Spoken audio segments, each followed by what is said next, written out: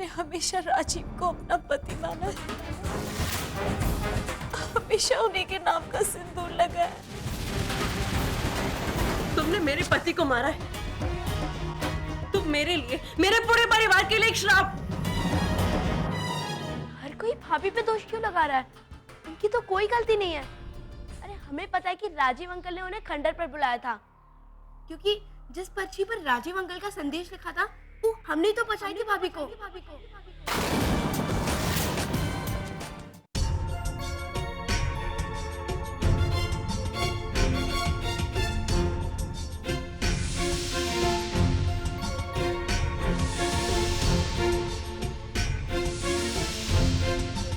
दी, आपने तो पेपर उल्टा पकड़ा हुआ है। जानती हूँ, मैं पढ़ नहीं रही हूँ, कुछ सोच रही हूँ। क्या सोच रही हैं दिया? दिव्या के बारे में।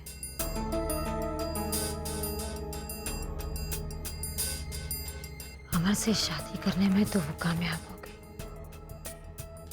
पर अब उसका अगला कदम क्या होगा? मैडम,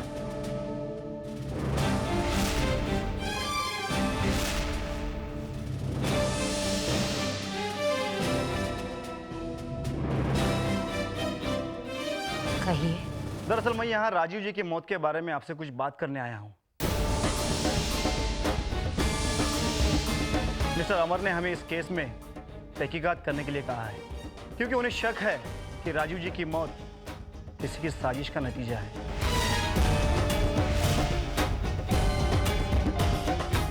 इंस्पेक्टर, ये आप भी जानते हैं, राजीव मरने से पहले दिव्या से मिले थे और दिव्या ने हमें ये बताया कि राजीव की तबीयत कुछ खास ठीक नहीं थी। हो सकता है कि बीमारी की हालत में वो उस पहाड़ी पर पहुंच गया हो और उसका पैर फिसल गया हो। मैडम, आपकी बात सही भी हो, लेकिन तहकीकात के दौरान हमें उस इलाके में खून के सूखे धब्बे भी मिले हैं। इसीलिए हमने दिव्या जी का स्टेटमेंट लिया है। आप अमर जी से कह दीजिएगा, जैसे हमें कोई सुराग मिलेगा हम उन्हें खबर कर देंगे। जी।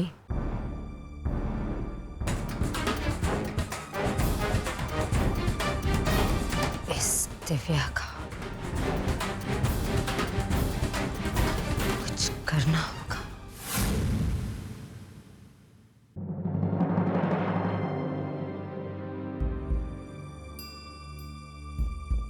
कैसे साबित करूं अपने आप को बेकसूर?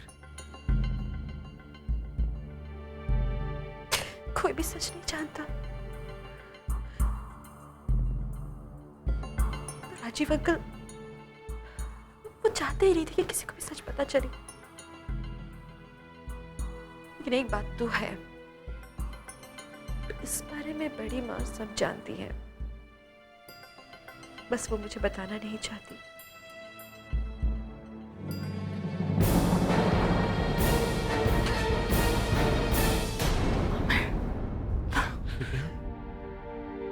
घबराई हुई सी लग रही है सब। नहीं, सब ठीक है। खैर, देखिए, हम समझ सकते हैं कि आपकी मन की स्थिति क्या है इस वक्त, और हम ये भी समझ सकते हैं कि हमारे बर्ताव के कारण आप पर क्या गुजरी होगी। हमें क्षमा कर दीजिए।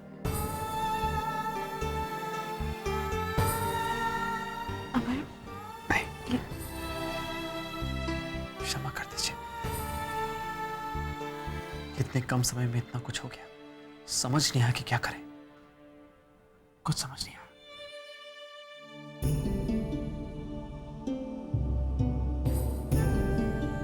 पर इस मुसीबत के पल में एक बात तो अच्छी हुई,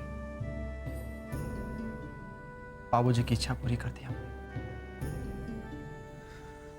हाँ दिव्या, हम दोनों ने मिलकर बाबा की इच्छा पूरी कर दी। हम जान चुके हैं कि बाबा हमेशा चाहते थे कि हमारी शादी हो, हमारा प्यार सफल हो।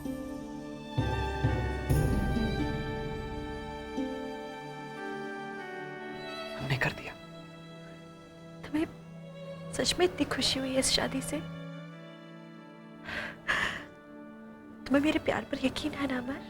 बिल्कुल, खुद से भी ज्यादा। आपको हमारे प्यार पर? अमर कभी नहीं, तुम्हारे प्यार पर कभी कोई सवाल उठ ही नहीं सकता है। पर अमर, ऐसी कई बातें हैं जिनके कोई जवाब नहीं है मेरे पास, खास करके वो बातें जिनके बारे में मुझे राजीव अंकल बताना चाहते थे। बड़ी माँ उन बातों के बारे में जानती है, वो भी कुछ नहीं बताना चाहती।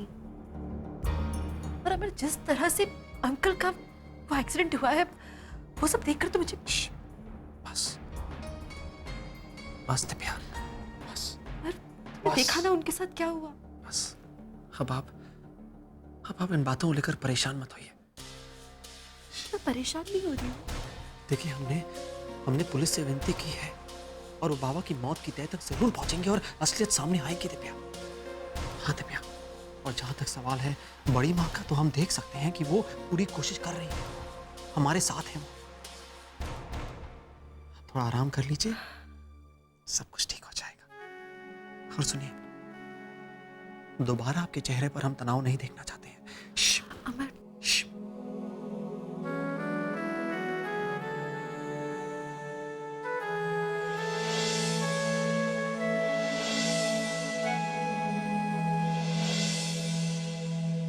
दिव्या बेटा, तुम्हें अजीब नहीं लगता कि तुमसे ये बात छुपाई गई कि आज 26 तारीख है। तुम्हारा और अमर का रिश्ता इस जन्म का नहीं बल्कि पिछले जन्म का है। ये कैसे हो सकता है? अजीब कैसे कैसे? जो आदमी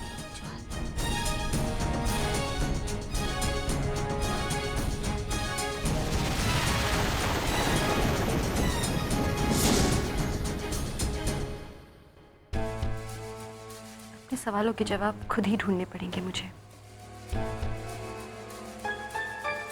शुरुआत कहाँ से करूं?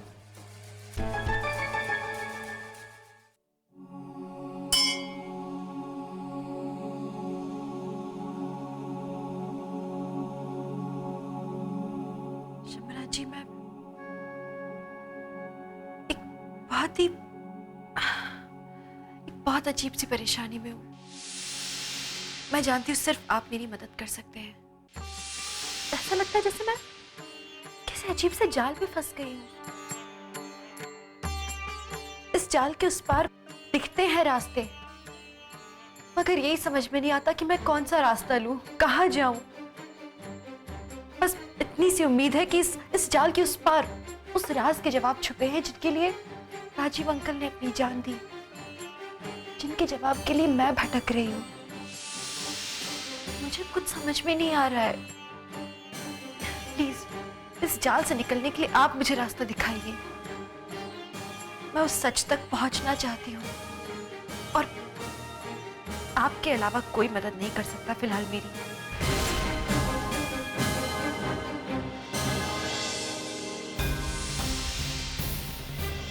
मंगलम भगवान विष्णु मंगलम गरुड़ध्वजा मंगलम पुंडरीकाक्ष मंगलाय तनोहरि।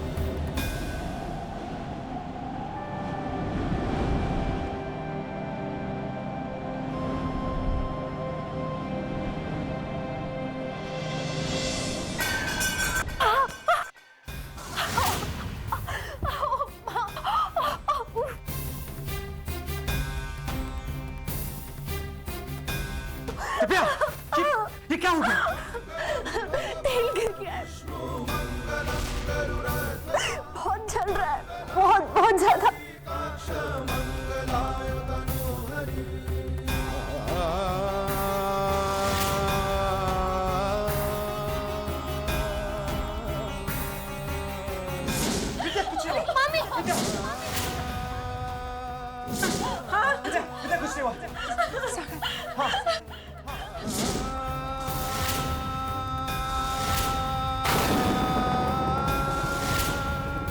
चलो उठो आराम से।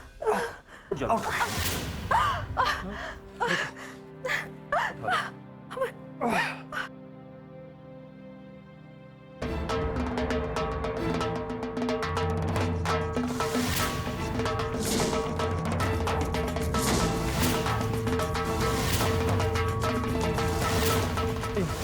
कुछ नहीं होगा, कुछ नहीं होगा। माँ, बड़ी माँ, आप जाइए, डॉक्टर बुलाइए, हम बढ़िया कमरे में जा रहे हैं। जाइए आप, जाइए। कुछ नहीं होगा आपको दिव्या। बड़ी माँ, माँ,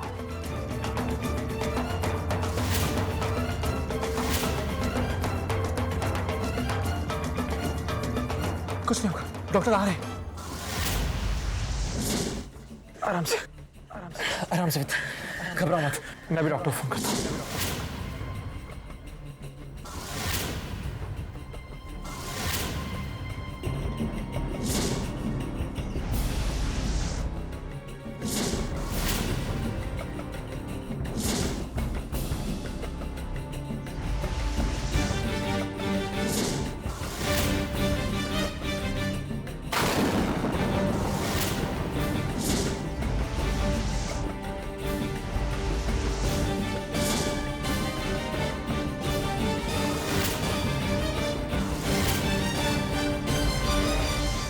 क्या इसे भी वही घटना याद आ रही है जब विद्या का पांव चल गया था और सागर उसके लिए ऐसे ही परेशान हो गया था?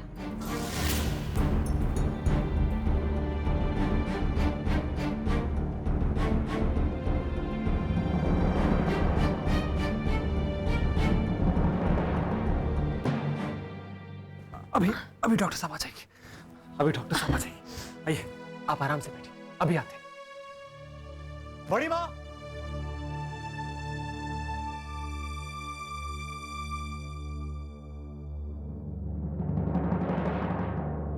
भारत,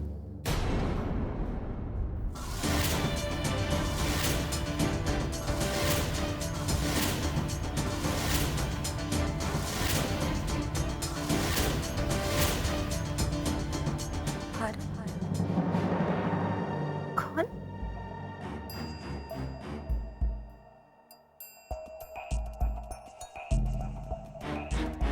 बड़ी माँ,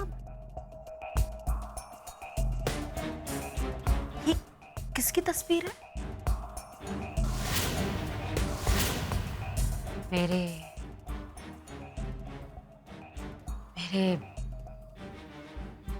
बेटे की।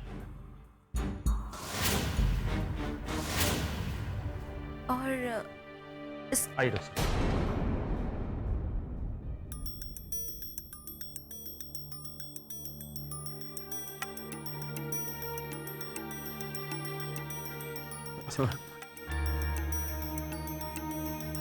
घबराइए मत,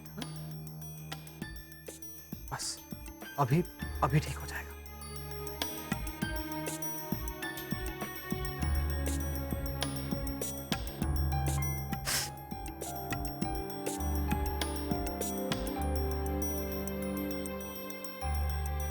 बिल्कुल ठीक हो जाएगा, आप बेफिक्र रहिए। मैं कुछ दवाइयाँ लिख देता हूँ, आप मंगवा लीजिए। जी।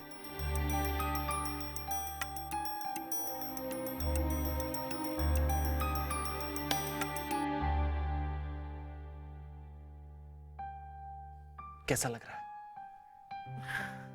देखिए, थोड़ा वक्त तो लगेगा, पैर जला है आपका। बिल्कुल ठीक हो जाएगा, आराम कीजिए। मगर हाँ, दवाइयाँ जरूरी है। अभी आते हैं।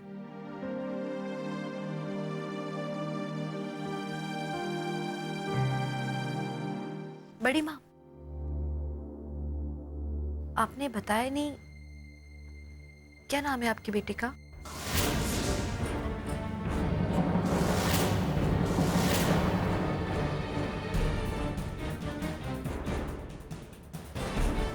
भारत।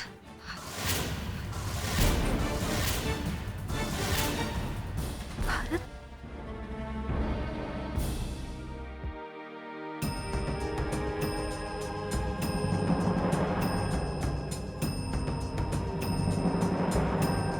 यही नाम क्यों याद आया इस बच्चे की तस्वीर देख के?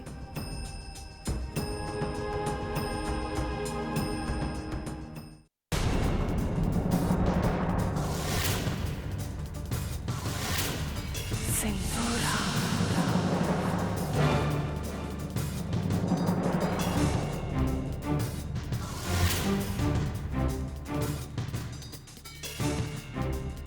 दीप, चाय। गुरुजी ने कहा था कि शादी के बाद दिव्या को उसके पिछले जन्म की बातें याद आने लगेगी। लगता है अब ऐसा होने लगा है।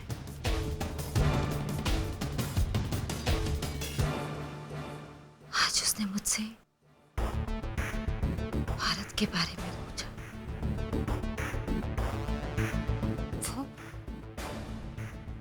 वो जब भी मुझसे बात करती है ना, मुझे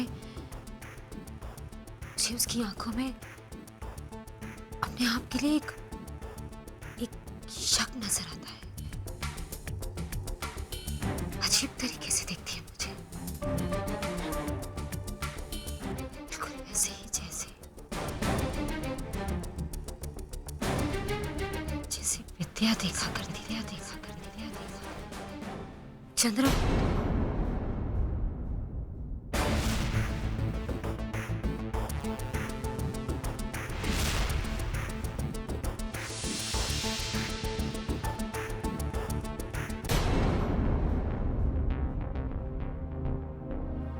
तुमने अब तक अपना हुलिया नहीं बदला। क्यों? तुम्हें खुद को ऐसा नहीं लगता कि ये तमाशा कुछ ज्यादा ही लंबा हो रहा है? अब इसके बाद तुम ये सफेद साड़ी नहीं पहनोगी। बस हो गया। अपनी नॉर्मल जिंदगी में वापस आ जाओ। लोग बातें करने लगेंगे चंद्रा। प्रदीप, राजीव तुम्हारा नहीं, महुआ का पति था। महुआ का पति था। इस बात का एहसास है तुम्हें कि अगर महुआ ने तुम्हें इस विधवा के लिबास में देख लिया तो उसके दिल पर क्या बीती? उसे कितना दुख होगा जब उसे ये पता चले कि उसकी अपनी सगी बहन उसके पति के बारे में क्या सोचती है। नहीं चंद्रा, एक मुद्दत के बाद मुझे अपनी महुआ वापस मिली है। मैं उसे दोबारा खोना नहीं चाहती। मैं अपनी किसी भी बहन को खोना नहीं चाहती। अब हम तीनों एक साथ रहेंगे, पहले की तरह, एक ताकत बनकर। उस दिव्या के खिलाफ, उस दिव्या के खिलाफ।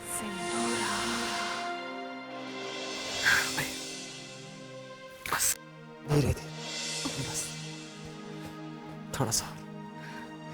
देखिए, मैं आपको झूठा वादा नहीं करना चाहती, लेकिन सच यही है कि आराम से। अमर, अरे बड़ी माँ, आप ये क्या कर रहे हो तुम? दिव्या को कहाँ ले जा रहे हो? अपने कमरे में जा रहे थे। काफी रात हो चुकी है और आपको भी आराम करना चाहिए, इसलिए। कैसी बातें कर रहे हो बेटा? मैं कहीं और सो जाती। दिव्या को परेशान करने की क्या जरूरत थी? आओ दिव्या, मैं तुम्हें तुम्हारे कमरे तक छोड़ देती हूँ।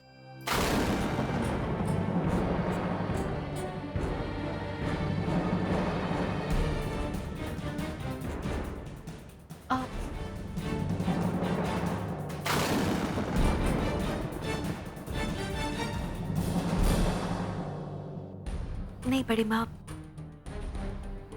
Thank you.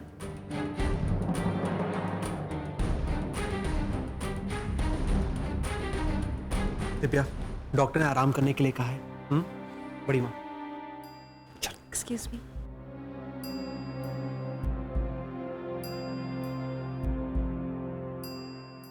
मैं बस यही कह रही थी आपको कि अभी अभी राजीव का देहांत हो गया। ऐसे में हमारे परिवार का किसी खुशी में शामिल होना अच्छा नहीं लगता। माफ कीजिएगा। मैं समझ सकती हूँ सिंधुरा जी, पर ये जो पूजा है वट सावित्री की, ये नवविवाहित दुल्हन के लिए बहुत शुभ मानी जाती है। अगर आपको कोई इतराज ना हो तो आप भेज दीजिए इन्हें कल। हम यही पास ही के मंदिर में पूजा कर रहे हैं।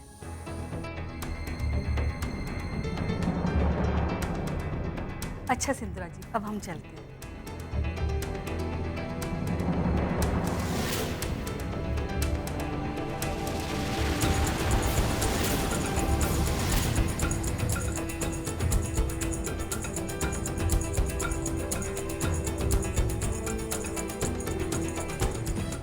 अभी अभी राजीव का देहांत हो गया। ऐसे में हमारे परिवार का किसी खुशी में शामिल होना अच्छा नहीं लगता। ये जो पूजा है वट सावित्री की, ये नवविवाहित दुल्हन के लिए बहुत शुभ मानी जाती है। अभी अभी राजीव का देहांत हो गया। ऐसे में ये नवविवाहित हमारे परिवार बहुत का शुभ मानी खुशी में जाती शामिल है। ये जो पूजा है वट सावित्री की, ये नवविवाहित अभी अभी दुल्हन के लिए राजीव का बहुत देहांत शुभ हो मानी गया। जाती है। ऐसे में हमारे ये परिवार का किसी नवविवाहित खुशी में दुल्हन के लिए शामिल बहुत शुभ मानी जाती है। अच्छा नहीं लगता।